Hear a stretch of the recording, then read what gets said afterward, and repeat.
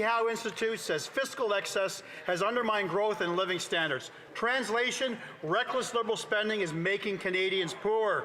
Next week, this government tables its fiscal update.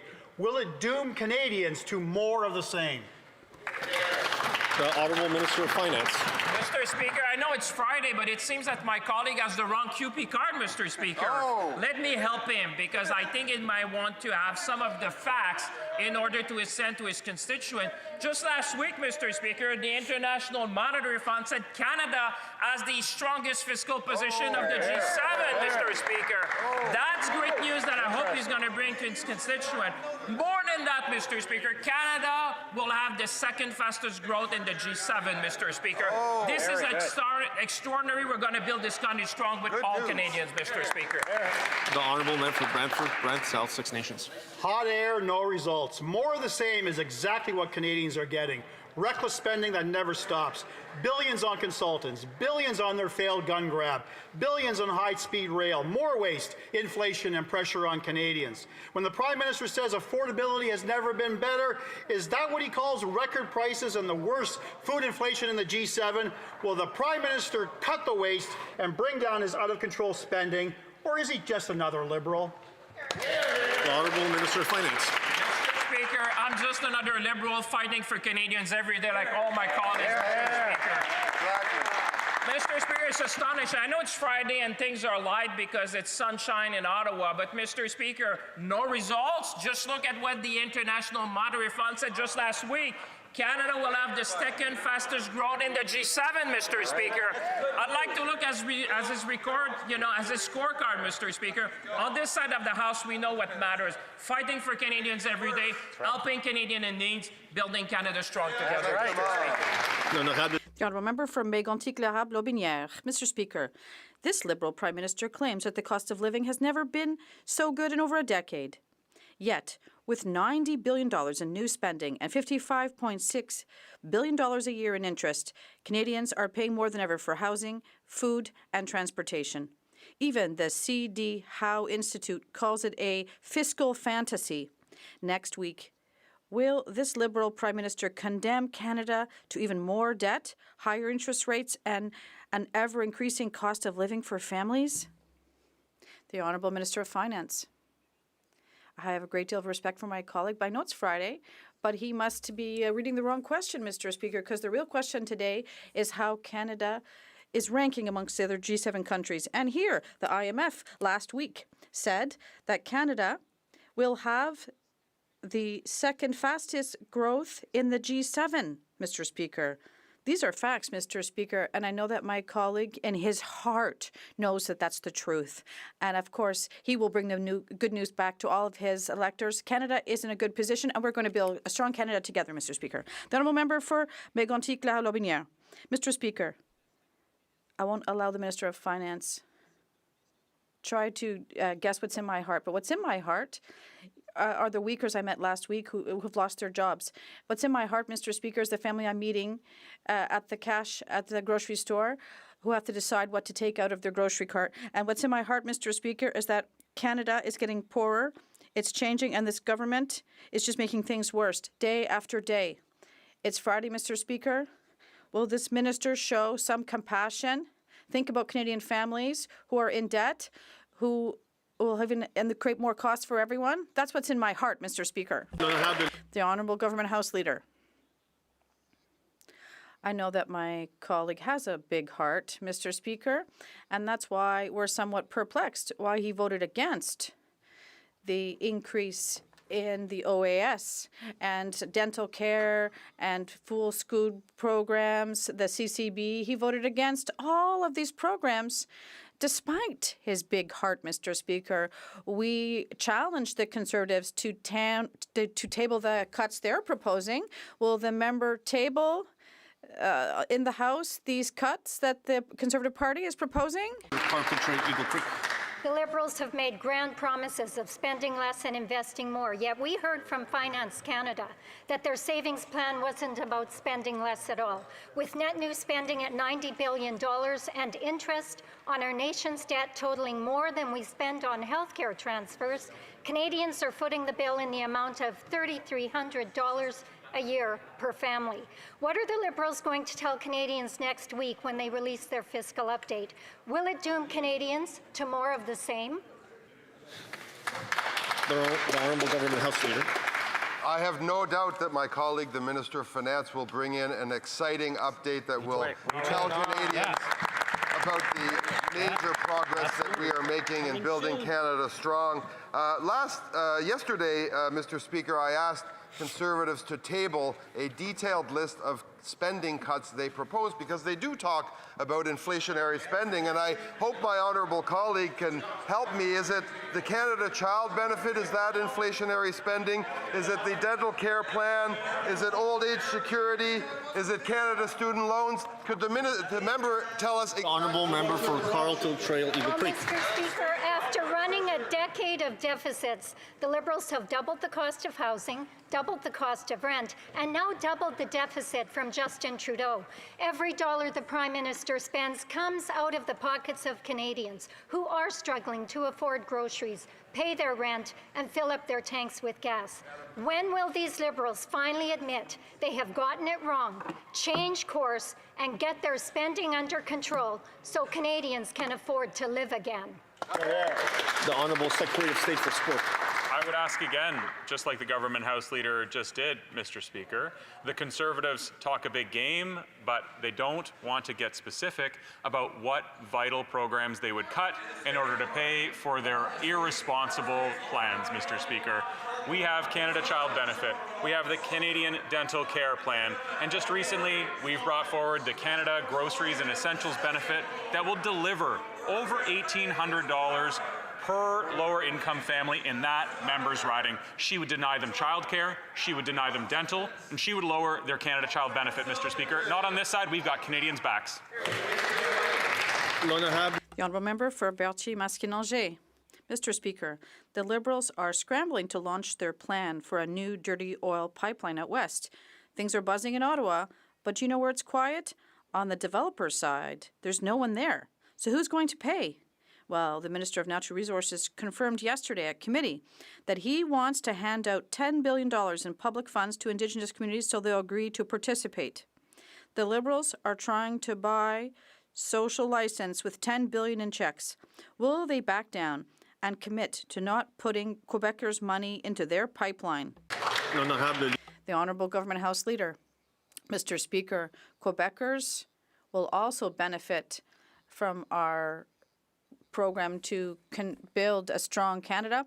We saw a new graphite mine. We've seen the opening up of a mega project that will create thousands of jobs in the Montreal region, and that will continue to feed our supply chains and lower costs for Canadians. Quebecers will participate in this upswing in the Canadian economy, and we will continue to build a very, very strong Canada. The Honourable Member for Berthier-Masquinongé. Well, he wanted to talk about something else, which means this question obviously bothered him. Quebecers have already paid $34 billion for the Trans Mountain Pipeline. We're already paying tens of billions in oil subsidies, even though these companies are raking in profits because of the war in Iran. And there's no way we're paying for yet another dirty oil pipeline. Quebecers want their money to be used to fight climate change, to fight U.S. tariffs, and to fund health care. Anything but saving money for oil companies. Will the Liberals finally understand this? The Honourable Minister of Finance. Mr. Speaker, I appreciate the question from my colleague, but I think he's forgotten everything we've done. The Government House Leader has just talked about projects which will advance Quebec. For example, Quebec is one of the biggest mining areas because we are part of these major industries, and there's this new graphite project, and we have built a battery ecosystem.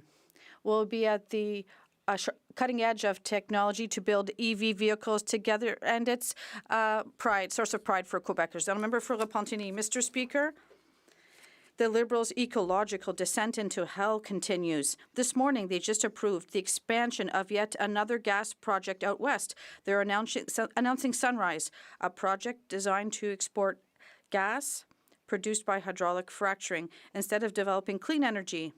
and reducing our dependence on dirty oil like other countries are doing, Canada is using the war in Iran as an excuse to dig itself deeper into the gas industry, another giant step backward.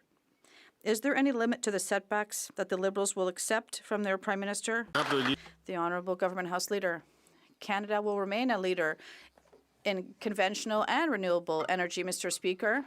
Canada will continue to build major projects which make us proud.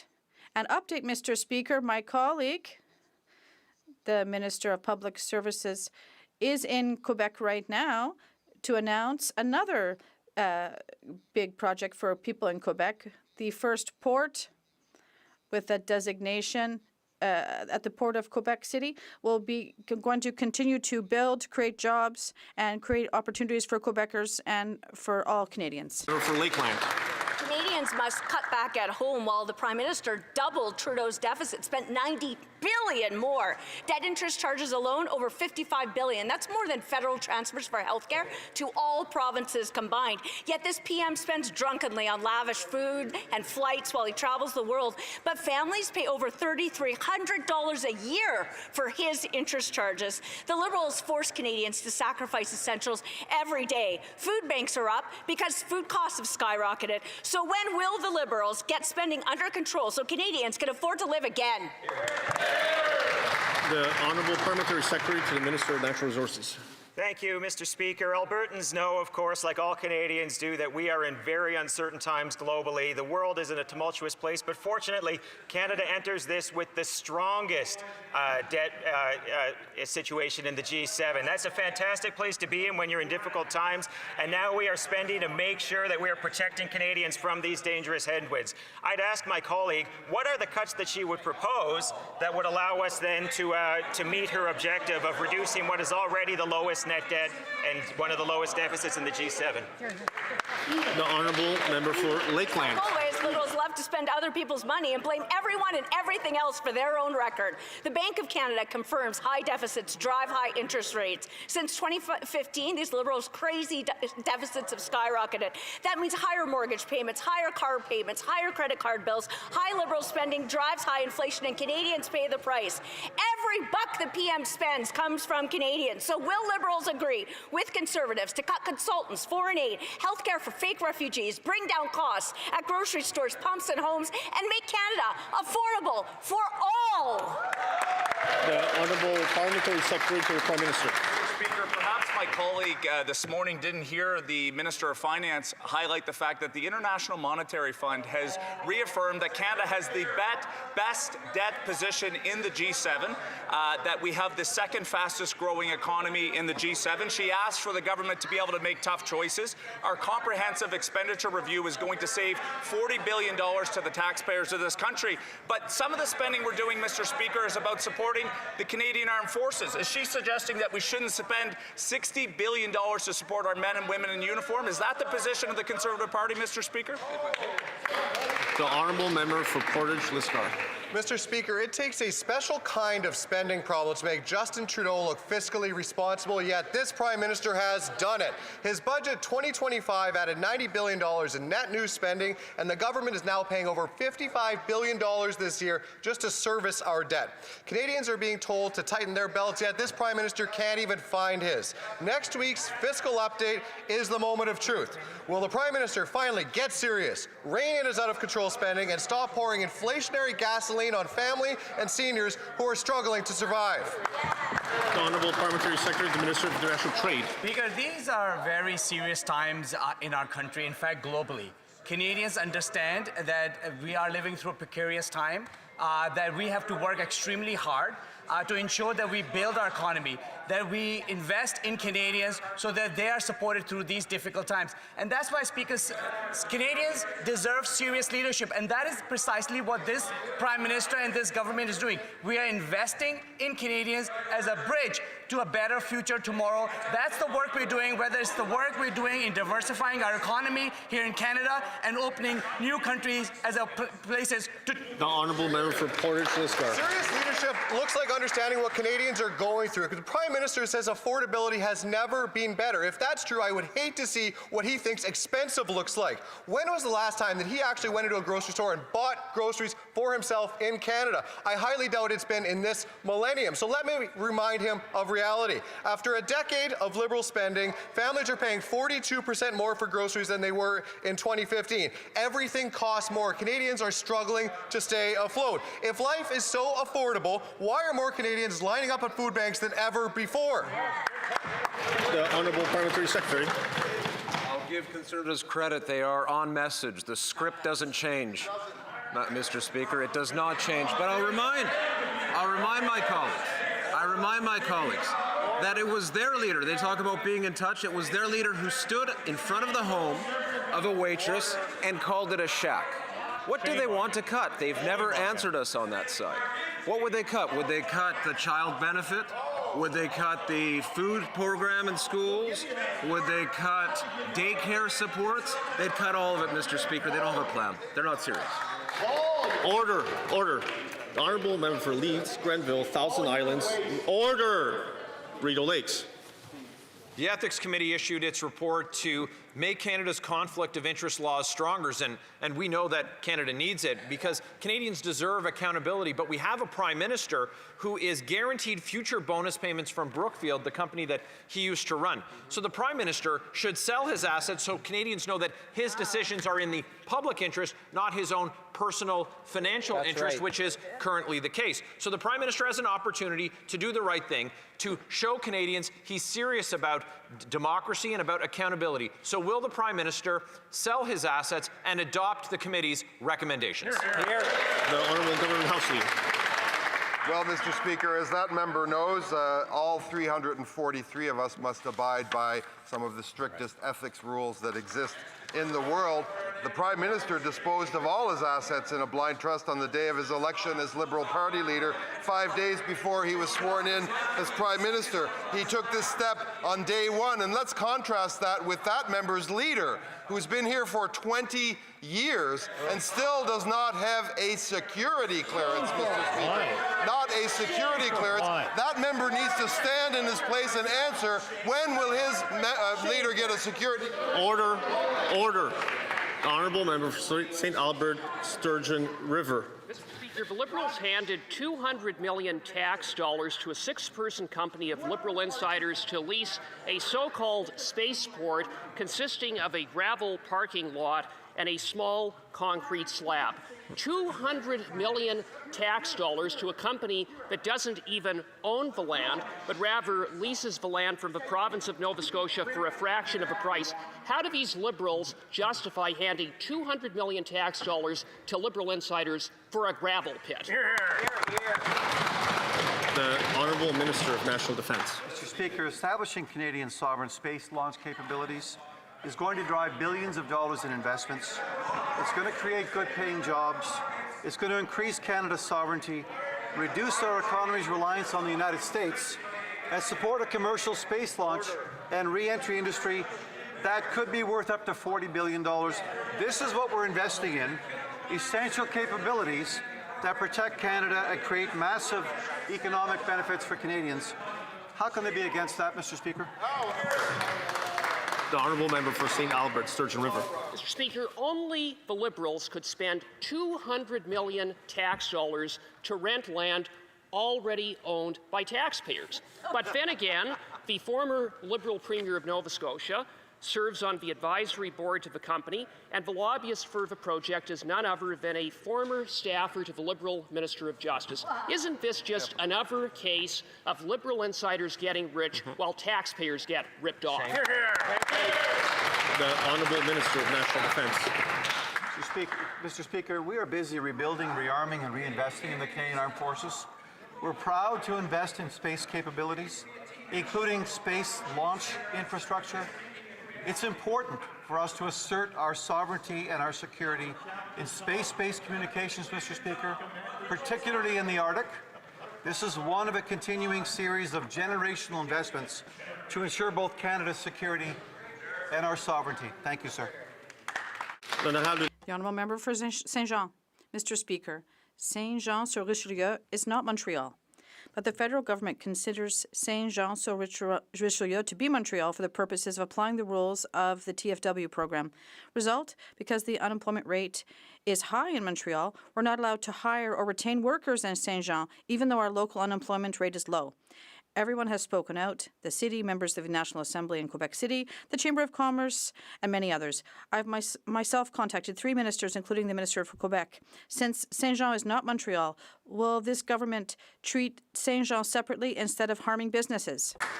The Honourable Parliamentary Secretary to the Secretary of State for Labour. Mr. Speaker, I would just like to make sure that the member opposite knows that our temporary foreign work program, the use is down 50% in 2025 and makes up less than 1% of our workforce. In terms of ensuring that our EI program tackles the needs of all communities across the country, that's something that our government remains committed to, especially at a time when our EI program is so essential to Canadian workers right across the country. The honourable member for Saint-Jean. Mr. Speaker, the federal government lazily assumes that all cities within the same census metropolitan area are the same, but Saint-Jean-sur-Richelieu is not Montreal. People from Montreal won't take 2.5 hours, a 2.5-hour commute by public transit to come to work there every day, and we're a national strategic hub for defense. And at a time when the federal government is investing in defense, our local businesses are not allowed to hire or retain their workforce. Does this minister realize how absurd this is, and will they change the rules? The Honourable Government House Leader. Mr. Speaker, we will continue to dialogue with the Quebec government with respect to the temporary foreign workers, and we know how important Quebec's regions need labour, and there's nothing sadder if you have an orders you can't fill because you don't have enough workers. So we're very sensitive to the situation described by my Bloc colleague, and we will continue to dialogue with Quebec government in this respect. Member for Red Deer. Mr. Speaker, yesterday the Minister of Immigration had the gall to say it's perfectly fine for Canadians to fund health care for scammers, rejected refugees claimants, because, I quote, it's just 0.2% of the total health spending. Unbelievable! Over the past decade, more than 130,000 failed asylum claimants received better health care than Canadian taxpayers, footing the $275 million bill. Why is this acceptable to this Liberal government? Honourable Parliamentary Secretary, Minister of Immigration, Refugees and Citizenship.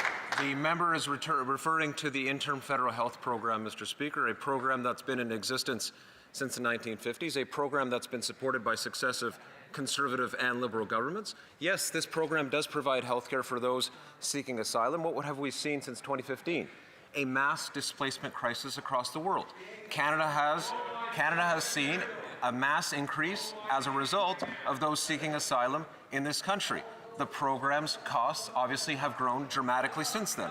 What have we done? We've worked to bring down costs, putting in place a co-payment system going into effect in May. The Honourable Member for Red Deer.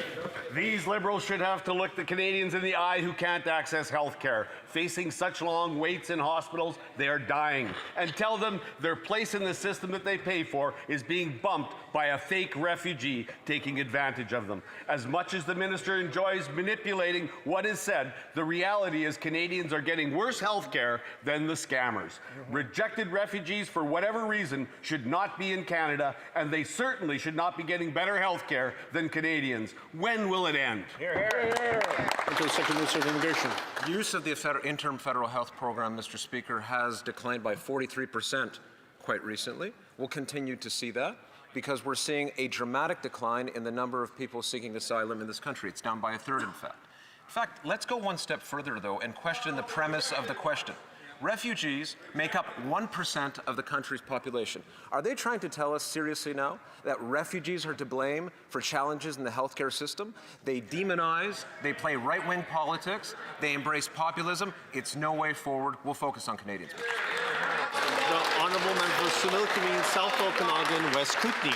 The Liberal government spent almost $300 million on a national prescribing software that filled less than 5% of all prescriptions. Now they've canceled it entirely, yet 85% of the technology used is in the private hands of TELUS Health.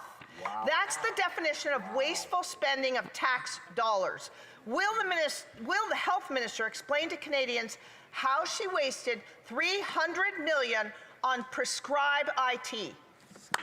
The Honourable Parliamentary Secretary to the Minister of Health. Thank you, Mr. Speaker, and I thank my colleague for her question. We both work on the Health Committee, and I respect her work on health issues and also on this topic. So, as the member knows, Prescribe It was developed and introduced under the previous government at a request of provinces and territories. Unfortunately, the uptake wasn't high enough, so our new government has decided to end the program. At the same time, we've introduced a connected care bill through the Senate, which will increase interoperability for digital tools and solutions. Then this will help improve healthcare and connectivity for patients in Canada. Thank you. The Honourable Member for Community South Okanagan West Kootenay. Private sector staff employee wasted $300 million, they would be fired. But the Liberals have fired no one for their prescribed IT disaster. I questioned the CEO responsible for it. He wouldn't say where things went wrong. He even refused to say how much taxpayers paid him. Why is the minister hiding the truth on this $300 million boondoggle? The Parliamentary Secretary to the Minister of Health. Thank you, Mr. Speaker. Mr. Speaker, as I've said, Prescribe It was introduced in the last Parliament under the last government at the request of provinces and territories. Unfortunately, the uptake wasn't high, and we've have a lot of lessons learned, and we continue to collaborate with provinces and territories on a path forward. At the same time, we'll support provinces and territories on their digital solutions with our Bill S5. Thank you. The Honourable Member for Calgary Signal Hill. Mr. Speaker, Canada's ambassador to the U.S. says Canada is ready, willing, and able to start the CUSMA review. The USTR says the U.S. is ready to talk. So what's the delay? This reminds me of a grade 7 school dance. Everyone wants to dance, but no one will be the first to ask. 2.6 million Canadian jobs rely on trade with the U.S. Tariffs are costing Canadians billions. When will this Prime Minister pick up the phone, get moving on U.S. trade deal that he promised Canadians? The Honourable Minister of International Trade. Speaker, the Canada-U.S. trade relationship is vitally important. It supports millions of jobs on both sides of the border. It supports our workers, our industries, and our businesses. With our new advisory council, we'll continue to take a Team Canada approach as we approach the CUSMA review. Thank you. The Honourable Member for Bay of Quinte. Mr. Speaker, in the face of rising fuel prices driven by global instability, Canadians expect and deserve timely, meaningful, and tangible relief. That's exactly what the good people of the Bay of Quinte experienced recently when they went to fill up their gas station. Suspending the fuel excise tax until Labor Day is expected to reduce Canada's price at the pump by about 10 cents a litre. In advance of next week's spring economic update, can the Minister of Finance then let Canadians know how this and other measures are helping put money back? The Honourable Minister of Finance. Mr. Speaker, what a great question from a great MP from the good people of Bay and Quinte. I know that at home they're celebrating this great member, Mr. Speaker. In fact, it's so true. People are starting to see at the pump the result of our measure, Mr. Speaker, when we suspended the federal fuel excise tax, Mr. Speaker. Exactly. It's not only the good people of Bay and Quinte that are saying it, but it's across the nation. And I know the Conservative will join us to say that this is a measure that is helping affordability. But good news, Mr. Speaker, it's not the only one. We've already done that with grocery, and one thing they know will always be there for Canadians. The Honourable Member for Dauphin-Calonne. It's now been widely reported in the media that part of the Liberal strategy to get Trump's tariffs removed is delay.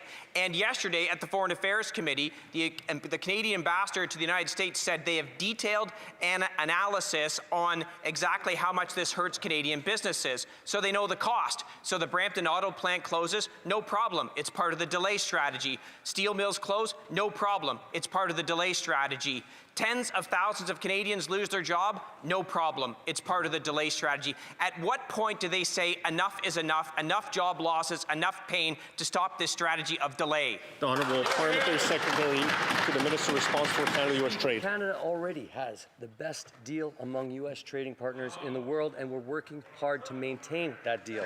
We continue to engage with our American and our Mexican counterparts to review CUSMA.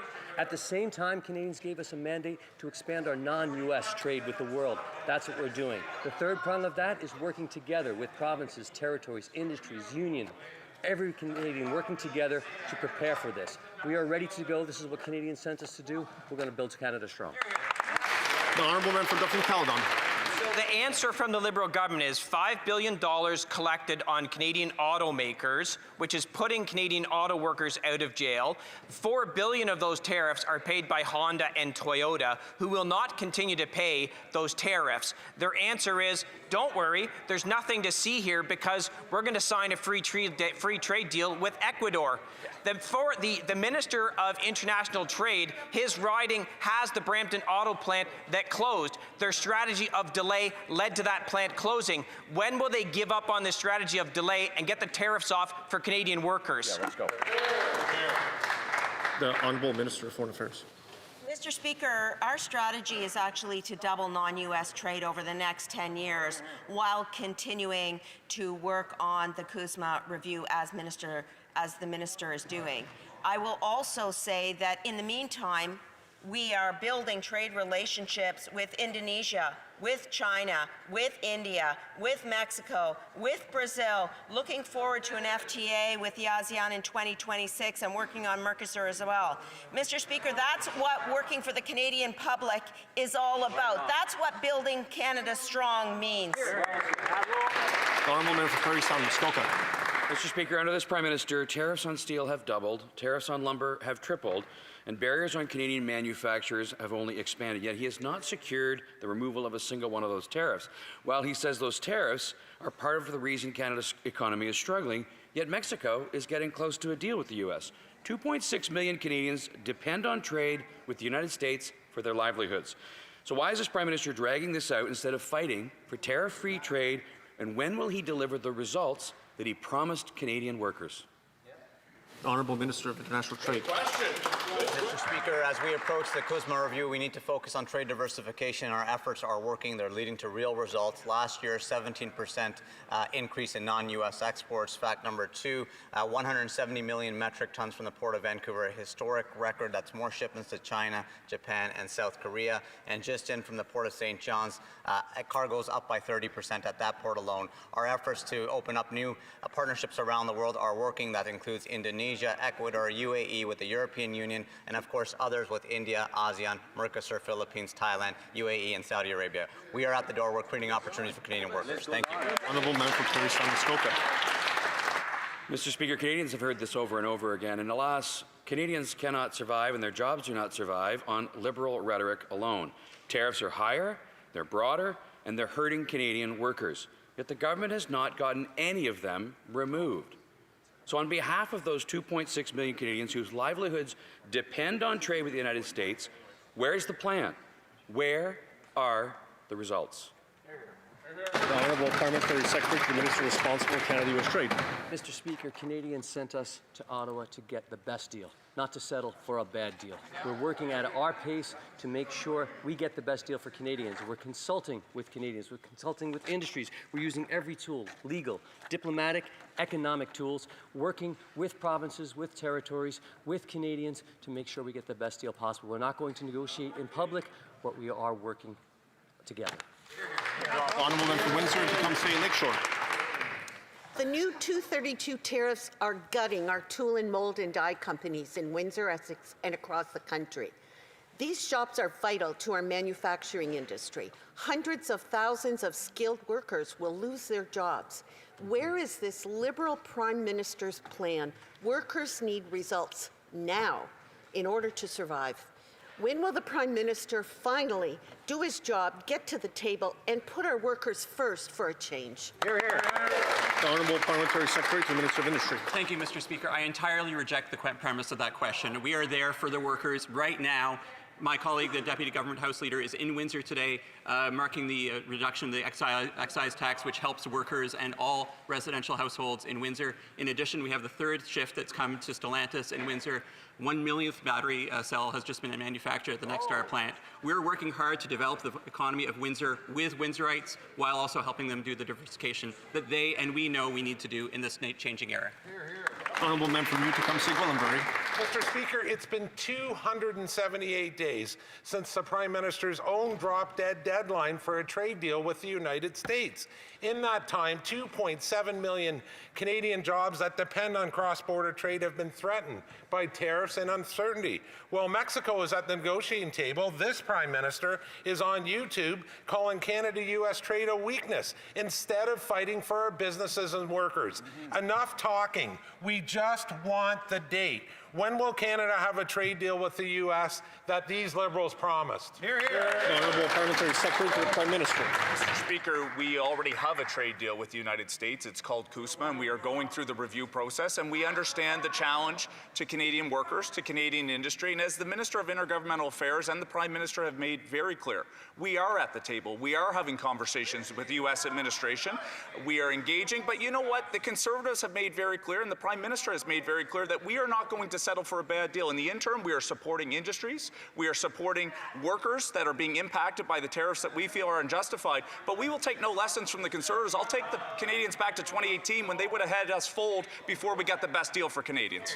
The Honourable Member for Newcombe-Gwillimbury. Well, Mr. Speaker, by the time I finished asking this question, Canada will have done more trade with the United States than the value of this Prime Minister's trade agreements with Ecuador, India, and the UAE all combined. The reality is our trade relationship with the United States, what this Prime Minister calls a weakness, represents over $900 billion in annual trade, 2.7 million jobs, but he refuses to fight for these workers and our economy. Exactly. Will the Prime Minister admit the only real weakness is his own? The Honourable Minister of Foreign Affairs. Mr. Speaker, the reality is that we, along with this country as a whole, are continuing to diversify non-U.S. trade. That means real results. More than 12 agreements over the past 6 months across 4 continents. That's a result, Mr. Speaker, that I ask my honourable colleague to acknowledge. Furthermore, as we work to double non-U.S. trade, we will build Canada strong internally. We will bring down internal barriers to trade. We will build national projects. The Honourable Member for Sudbury East, Manitoulin, Nickel Belt. Mr. Speaker, tariffs on softwood lumber have tripled to 45%. Now hundreds of workers in Nairn Centre and Gogama are facing indefinite sawmill shutdowns, leaving families in real uncertainty. Workers in my riding, whose jobs rely on free trade with the U.S., need real action now. When will the Liberals fight against these tariffs and fight for tariff-free trade? Hear, hear. Hear, hear. The Honourable Parliamentary Secretary to the Minister of Energy and Natural Resources. Well, I thank my colleague for his question. We'll always stand with mill towns. The combined duties and tariffs are scheduled to go down to 35% based on the updates that came the last couple of weeks. So small correction there, but all still too painful and all still unjustified with the United States. That's why we are working to both control the issues that we can control and engage with the Americans on this issue. We've given $2.5 billion of supports to the forestry sector. We are going to be taking receipt of the Forestry Sector's Transformation Task Force imminently with many great ideas. We will be there for workers, and I welcome you to come join us and work with us on that. The Honourable Member for Sudbury East, Manitoulin, Nickel Belt. The Prime Minister was elected on the premise that he was the man. Well, it seems that the man with the plan has disappeared. This Liberal government has been on the sidelines for far too long, failing to secure a single reduction on tariffs, while Northern Ontarians continue to lose both patients and jobs.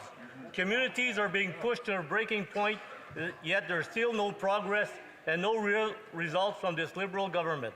When will the Prime Minister finally get his act in gear and delivered a fair trade deal he promised a year ago. The Honourable Parliamentary Secretary to the Minister of Energy and Natural Resources. Well, as my colleagues across the way have heard countless times, we will continue to make sure we get the best deal, not just any deal. But let's talk about the last year. Wages growing faster than inflation every month that the Prime Minister's been Prime Minister. FDI, foreign direct investment, highest in 18 years, double the next nation in the G7. Record oil production, non-U.S. trade way up. And last year we created more jobs than the United States. Trade wars are brutal, but we are going to win this trade war. We want your help doing it. L'honorable député de Vaudreuil. The Honourable Member for Vaudreuil. Mr. Speaker, Canada has for a long time been a proud and active member of the international Francophone community. Can the Minister of Foreign Affairs inform this House of the government's efforts and priorities to support Canada's bid to host the Francophonie Summit and explain how this initiative will strengthen our cultural ties, economic partnerships, and our leadership within the global Francophone community? L'honorable ministre des Affaires étrangères. The Honourable Minister of Foreign Affairs. Mr. Speaker, when I was in France last month, I officially submitted Canada's bid to host the 2028 Francophonie Summit. This summit will reinforce our leadership, especially in vibrant Francophone and Acadian communities. I also met with the Secretary General of the Organisation Internationale de la Francophonie to reaffirm that Canada is committed to our partnerships and economic and cultural ties. Mr. Speaker, the French language is at the heart of Canada's identity. Thank you. Is the Prime Minister waving the white flag on U.S. tariffs? He sits by and does nothing while U.S. tariffs on steel have doubled and lumber tariffs tripled. He has failed in negotiating the reduction of a single tariff.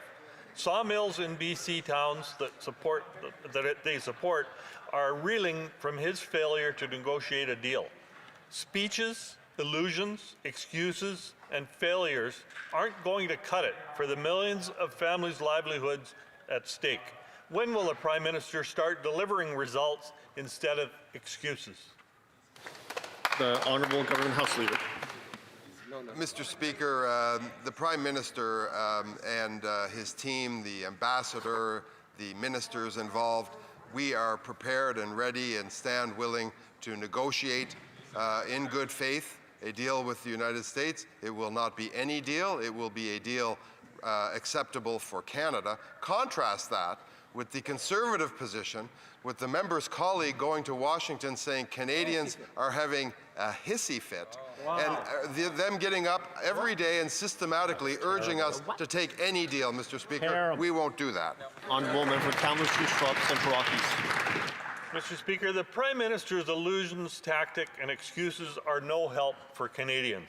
Instead of getting a trade deal last July like he promised, he squandered his leverage with concessions made 10 months ago. He doesn't even show up to do his job while Mexico makes progress ahead of him.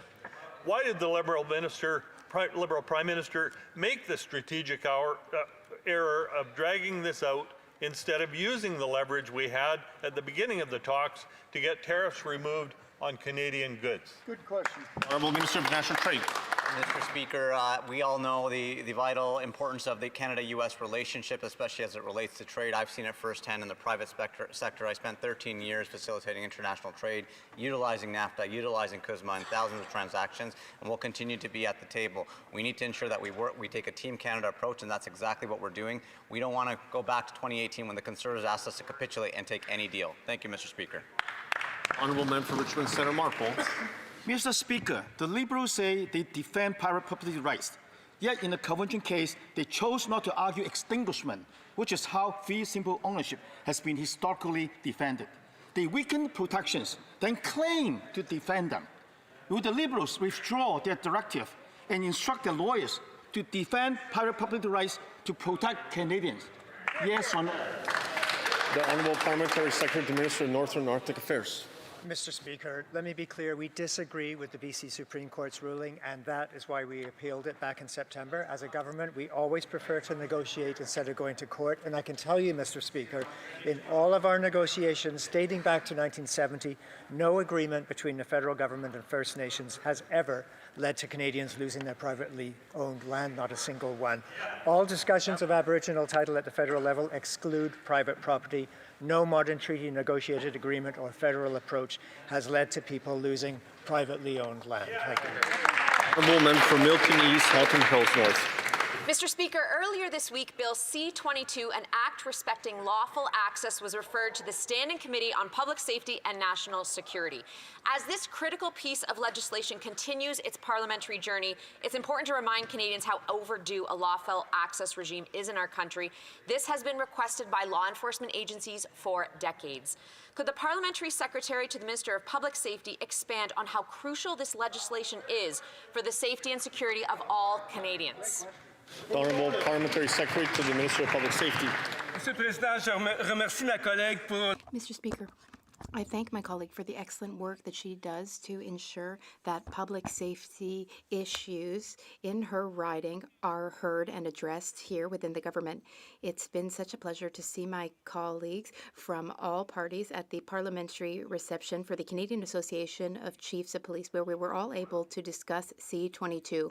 It's high time to equip our law enforcement with the modern tools that they need to effectively fight serious crimes like extortion, money laundering, and exploitation of children.